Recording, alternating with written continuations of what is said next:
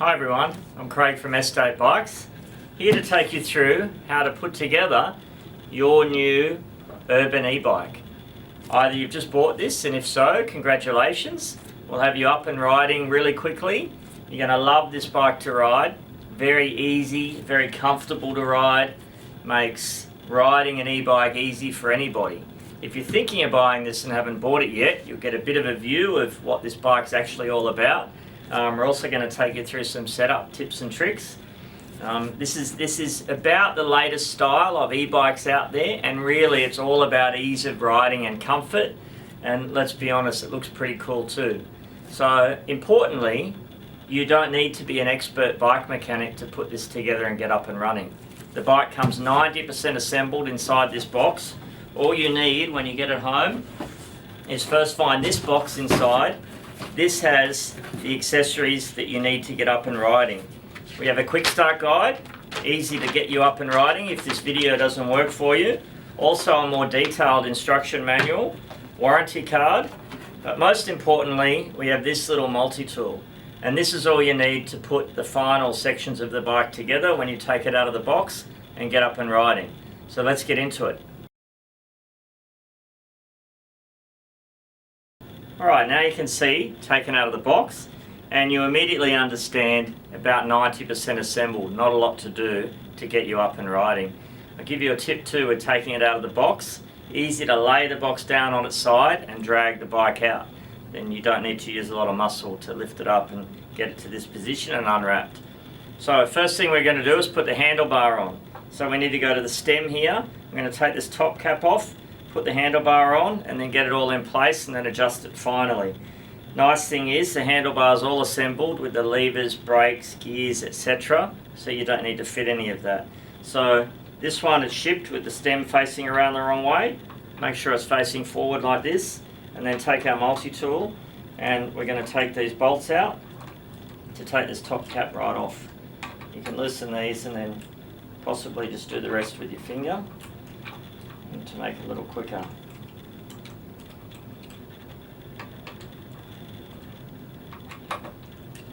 Top cap has got to come off completely. Some other things I'll talk about on the bike while we're doing this. Comes with pretty bright headlight and rear tail light.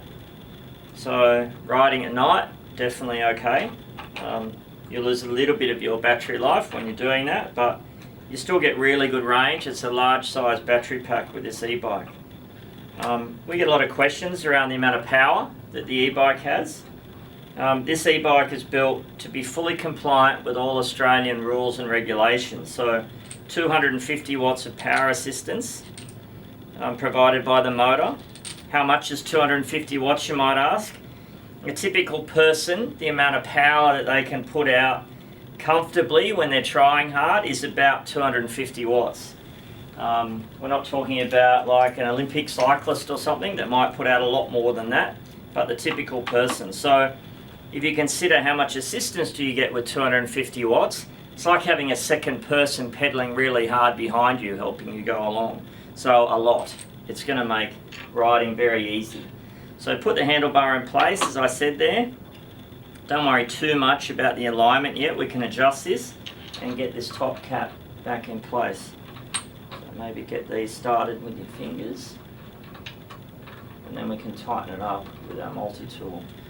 Try and line it up in the center. Now, it's going to make it a little bit easier. You'll also notice here that hanging on the handlebar cables, we've got our keys. These allow you to effectively lock down the electronic part of the bike. So if you leave it somewhere, helps to be a theft prevention. You can also lock the battery in place so you can't remove it. I'm moving the handlebar forward a little bit here to be out of the way while I start to tighten these. So I don't need to tighten them up completely yet. Make it a bit easier, and then I can line it up. Now this handlebar adjustment is really at your preference for the rider. If you have it a long way forward, maybe because you're a much bigger person or prefer that way, that's okay. We generally say to start with it pretty much straight up and down. That's about the most comfortable position for most people. So right now all I've done is made sure it's centered left to right, lined it up this way, and then I'm going to tighten these bolts up. It doesn't matter a whole lot which way you do these, but generally with 4 bolts like this, do it in like a cross pattern, across the diagonals, one to the other, and try to do it evenly until it's clamped down. Now, with nearly all bolts on a bike like this, you don't need to go crazy with how tight you do it. Just, a good level of tightness where it feels nice and snug. But, yeah, don't overdo it. And then when you feel it, it should feel tight. Now we're going to tighten the alignment part of the stem. So we're going to look along the front wheel of the bike and get that lined up pretty close, and then tighten these 2 bolts, which are going to lock it in place.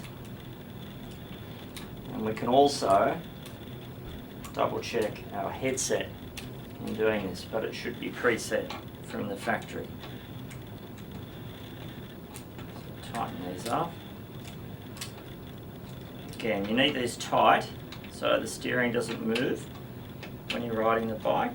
You don't want it to, but you don't want to overdo it and damage either your multi-tool or the bolts in the stem.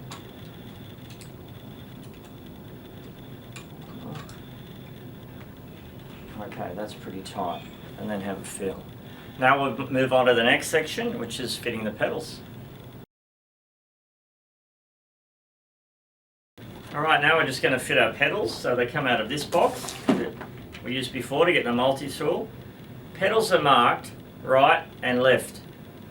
Right side of the bike, left side of the bike. They're also right and left hand threaded. So the right hand pedal, I'll come around and fit this, you do it up in a conventional way, so turning clockwise. Get this started in your crank. Don't need to do it tight yet, just get it started into the bike. Do it up by hand. Left hand pedal, left side of the bike, and turn it anti-clockwise to tighten it up.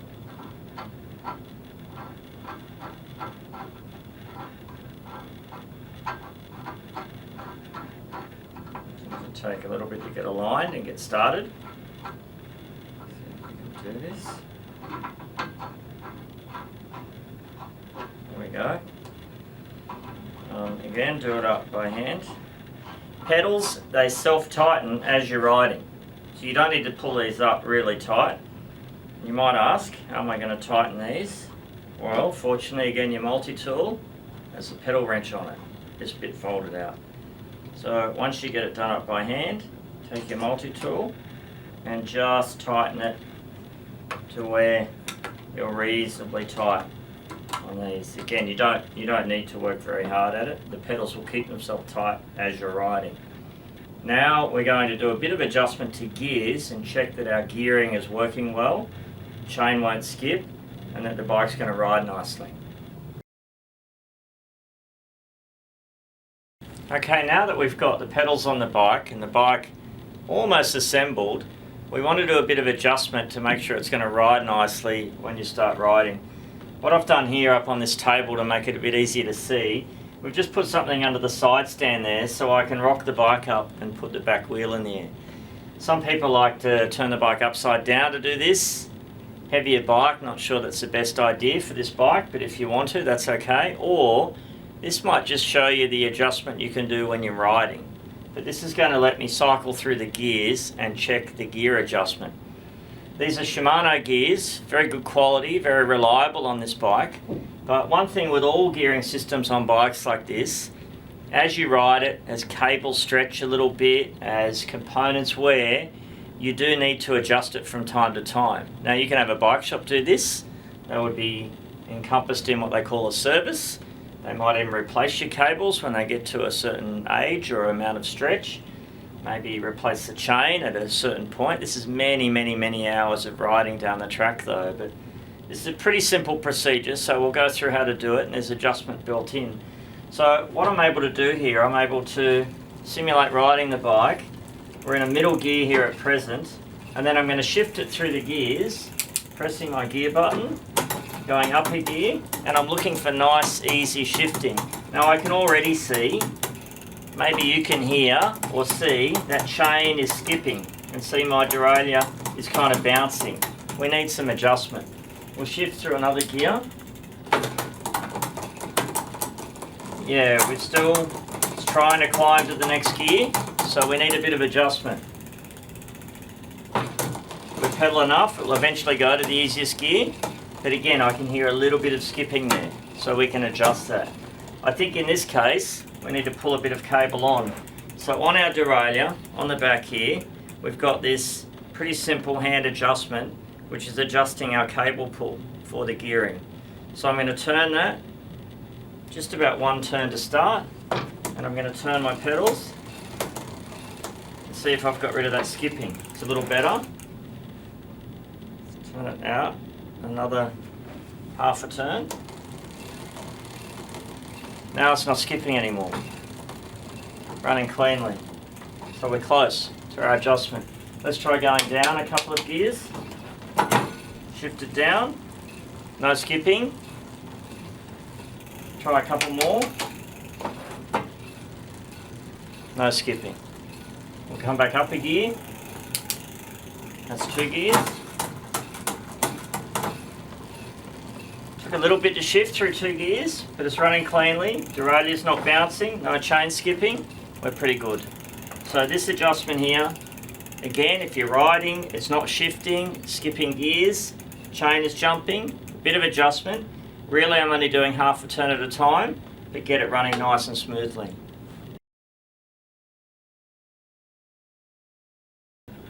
Okay, now we want to adjust our controls of the bike to be comfortable, give you good control over the brakes and gears.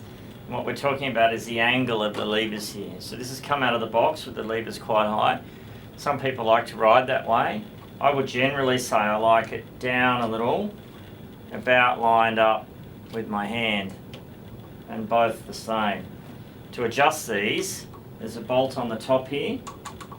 Loosen that off, and then you can move the lever to where you want it, and then tighten it up again. If you need to adjust your gears, this part, there's a Phillips head underneath, and again you've got that on your multi-tool. So I'm going to adjust it to about where I like it, move that shifter lever out of the way, and tighten it up. And for me that's pretty good. Now we want to think about using our brakes and adjusting the cable pull of the brakes, or the feel of them, to make sure you're getting enough brake. This is on my front brake, on right hand. When I pull that lever, I can pull that all the way to the handlebar. So I need to do some adjustment of the cable. Again, it's a bit like gearing. You will adjust this from time to time as the cables stretch and maybe your brake pads in your disc brakes wear out. You want to do that. How do you do that? There's again a little lever, a little turn dial adjustment here on the lever. It has 2 parts to it, maybe a bit hard to see. The first part is a locking mechanism. So make sure that's loose, and then I'm going to turn this outer section out, just again about a turn and a half or 2 turns, and then I'm going to feel my lever. Okay, that's now much better, not pulling all the way to the handlebar, which means in an emergency brake I've still got some room to really squeeze. I'm going to turn that a little bit more and turn this little safety or locking bolt in close to the lever. Feel that? Okay, now it feels like I've got a good solid brake lever and I've still got some room to give. Do that on both sides. This one, the same. Pulling all the way to the handlebar, need to give it some adjustment. Loosen that, turn this adjuster outward. We've also got another adjuster down on the brake caliper if we need more adjustment than what can be found here. But now that I've done that, again, that feels really good. Brakes are about the most important part when you start riding this bike. What you need to be able to do is feel comfortable being able to stop the bike in any situation. E-bikes like this one have a safety mechanism built in that as soon as you pull the brake, it disconnects the motor, so you have no power going. The key to braking, and we say practice this when you first ride. Ride in an area where there isn't cars around, where there's room, and practice coming to a stop. Effective braking is not to grab at the brakes, but to squeeze the brakes. Squeeze them quickly for a very fast stop, squeeze them slower just to wash off some speed. Grab them really quickly and you can lock up the wheels. Squeeze them, it's unlikely you'll do that. And keep in mind which is your front, which is your rear brake. Both wheels will do stopping for you. Front brake will always do the most stopping for you. But again, important you squeeze, you don't want to lock it up. These disc brakes are designed really so you don't lock up. You have to be pretty ham-fisted, but again, you want to be able to stop quickly in case of emergency. The most important thing to do before you go on a big ride, make sure you know how to stop the bike. Can't stress that enough. You've also got adjustment here for your power level. This is for adjusting your amount of assistance and therefore your range or battery life. And I said before, your shifters to make sure you're comfortable operating these. I just showed you adjusting of the lever. This is the additional adjustment you have for the cable on the brake. And this is another simple to turn adjuster down at the caliper. So if you make the adjustment on the lever and your lever still pulls all the way to the handlebar, it's not firm enough, then come down here and adjust this one out a little to give you a little more cable adjustment. The major adjustment is to undo this bolt and change your cable position, but if you're going to do that, you're going to be feeling really confident that you put it back together nice and tight and the cable secured, because this is what's controlling your brakes. You don't want something to go wrong there. You always have two brakes on a bike though, so keep that in mind. Well, you should be comfortable using both front and rear at any time to come to a stop.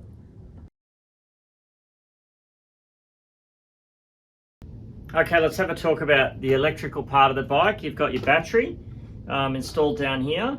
Battery slides in and out. You can charge it on or off the bike. We typically say charge it off the bike. One word about e-bike battery charging.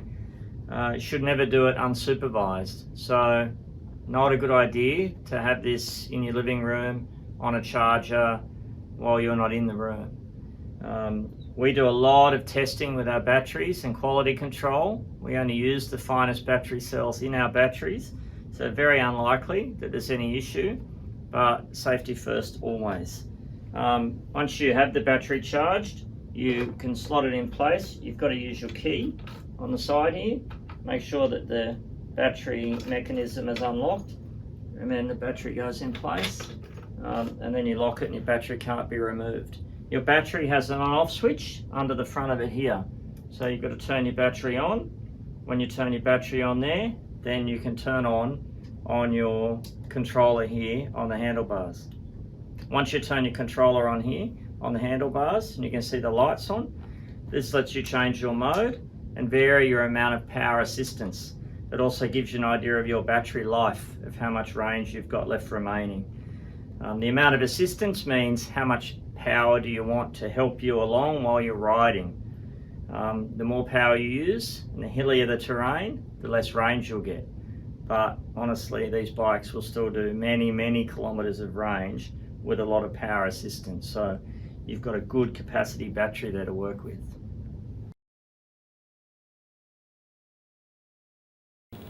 Okay, bike's assembled, brakes are adjusted, gears are adjusted, you're ready to go for a ride. Let's talk a little bit more about the e-power assistance. It takes a couple of revolutions of the pedals before you'll feel the power come in. Also, when you stop pedaling, there'll be a little pause before the power comes out. As I said though, grab a brake, your power's immediately shut off. When you're going to go for your first ride, number one, all riding, wear a helmet. Anything can happen, wear a helmet. Not only is it the law, but just a smart thing to do. I guess think about the clothes you're wearing when you're riding too. You know, these bikes, I said, are very easy to ride, but accidents can happen and you want to be safe. The first thing, as I said, when you go for a ride, make sure you know how to brake.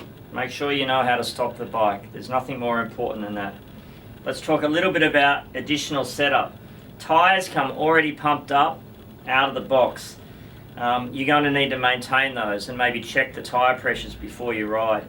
These big fat 20-inch tyres, around 20-25 psi of pressure is fine. You can actually go a little lower than that and have a more comfortable ride, but you don't want them to be too soft or flat or you'll lose a bit of control. Not much else to it, honestly. Easy to ride. We have had questions about 2 people on a bike like this. We don't recommend it. We don't put a second set of foot pegs. Feet could go into the chain or into the wheel. They're really designed as a 1-person bike, but very comfortable, easy riding position. Your feet can easily fit on the ground for most people. Easy to stop, easy to ride. Hopefully you have heaps of fun on this, enjoy it. It gives you years of good service, look after it, and we hope very pleased with your estate bike purchase.